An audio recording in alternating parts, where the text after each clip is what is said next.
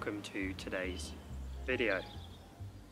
It seemed a little fitting that I'm wearing a checkered shirt in the middle of a forest, but yet again I tried to do the driving whilst recording approach and it didn't work.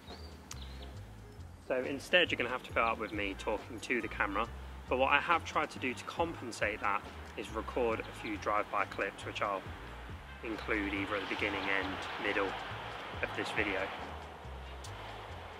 I probably should be a little more prepared for this. I wanted to get out this morning and just record a video because it's been a couple of weeks since my last video and it ended on a quite a heavy thought, which was around men talking and being transparent, etc. And I've had some really good feedback on that video.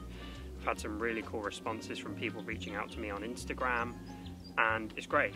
I'm glad that people took me seriously about something that I take very seriously, and it's just really cool, and I thought I should address it before moving on to this video, which is really just a mixture of thoughts and updates from the past couple of weeks.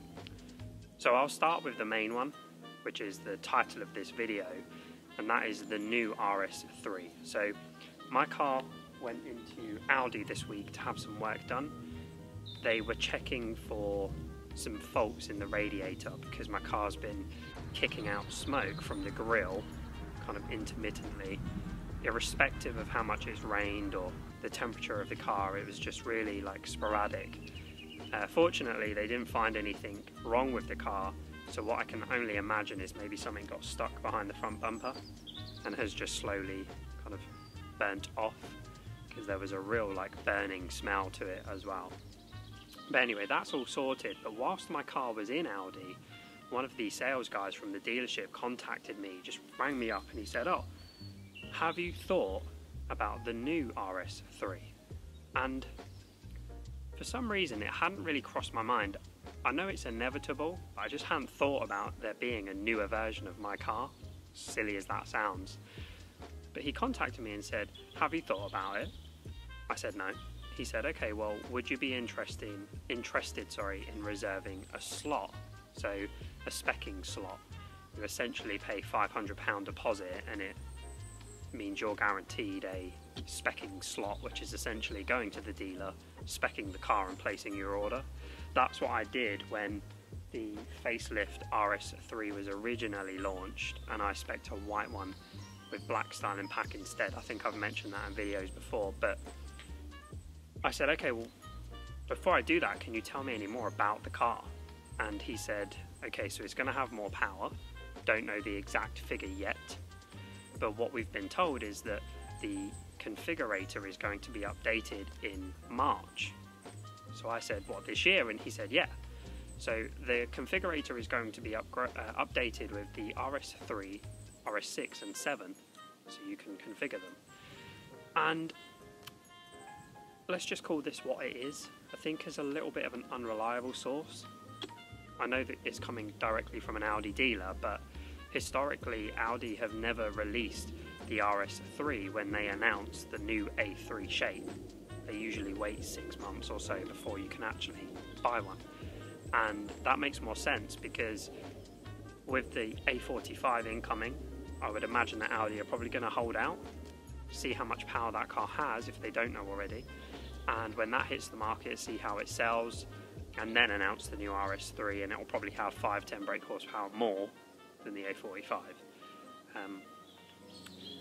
So I said to him, "Okay, well, I don't know nothing about it. There's nothing on the forums. The only spy car that we've seen so far is a regular A3 and S3, which I'll put some images up now that I've managed to find on Google.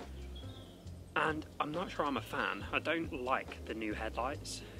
I know it's really hard to tell what a car is going to look like when it's complete from just a spy shot, specifically as that livery does a good job of, hiding the design of the car, but I don't know, those headlights, they're not doing it for me. And I think what I'm going to do is hold out, keep my car for another 6 months or so, maybe to the end of the year, and then either go into an RS6 Performance or an R8. And I know they're very different cars, very different values, but it will depend on what the residual value of the car is likely to be over the next 3-4 years, because that will have a direct effect on what my monthly repayment is going to be, albeit I am putting in a much larger deposit this time around, so that will also help. So if I look at an R8, it's probably going to be a 2016, maybe 17 car. If the monthly payment is say 50 quid more than the RS6, then it's a no-brainer. I'm going to go for the R8 instead. So that's my plan at the moment. And as my longer term viewers will know, I do tend to flip-flop all over the place with my next car choice. I think in 3 videos ago, I think I said I wanted a Range Rover Sport, and now I want an R8. So it changes all the time, but I think now I'm dead set on an R8, because as much as I like the RS6 performance, and as much as you feel like you're driving something really special in those, the R8s are coming down in value to the point where they're actually becoming a really good bargain for the money they are. You get so much car for the money, and the V10. The V10 engine is what is appealing to me the most, so I think I'm probably going to go down that route. My mind is made up, so we'll see. I'll bring you guys on the journey eventually, so that you can understand the deposit, the finance side of it as well, and how I plan to do it to get the most out of the car. I think, fortunately, when I buy an R8, the depreciation would have already hit, so of course I will lose some money, but not as much, is what I'm hoping.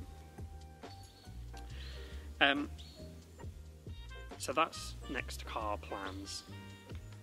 Other things to mention.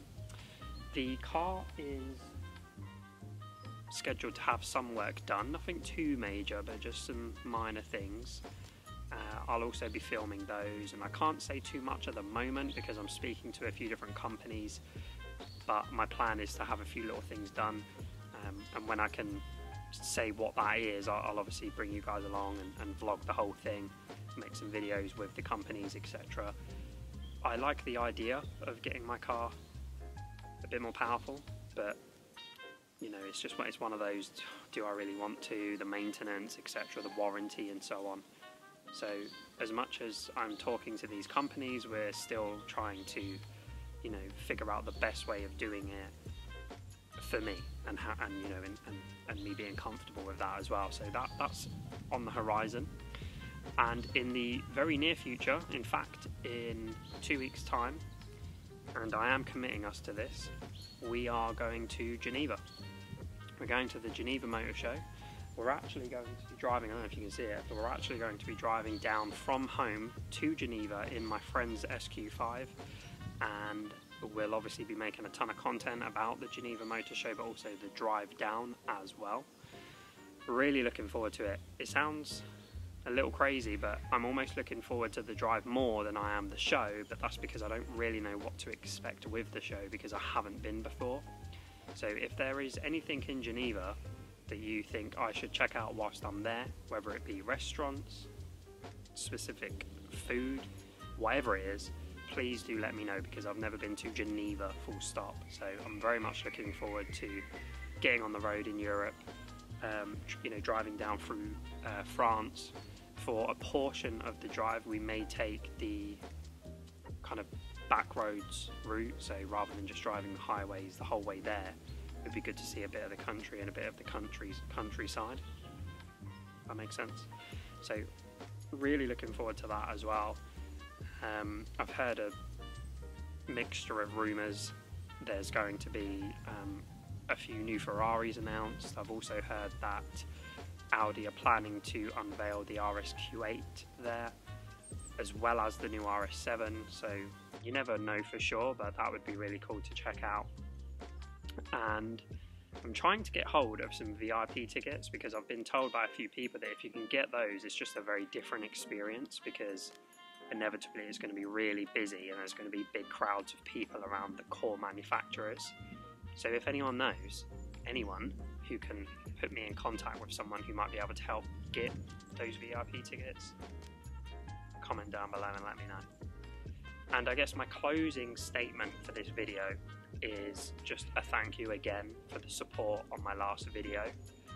and please do continue to reach out, whether it be via Instagram or email. I am a little slow to respond on Instagram. I'm trying to get better, so if you've sent me a message and I haven't responded yet, please don't take it personally. I'm not ignoring you.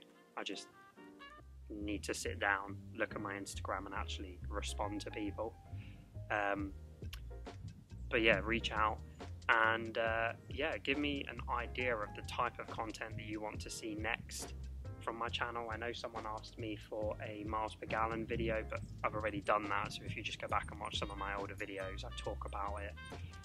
But let me know, maybe I'll do see how far I can get on a single tank video or something. I don't know, just let me know in the comments what you'd like to see from me. And also, if there are any questions you have, please do leave them in the comments, because what I plan to do is one of the videos when I drive to Geneva, it will be almost like a Q&A, so I'll be answering all of those questions then.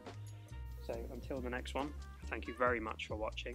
Please remember to subscribe, leave me a comment, and if you want to, rate the video.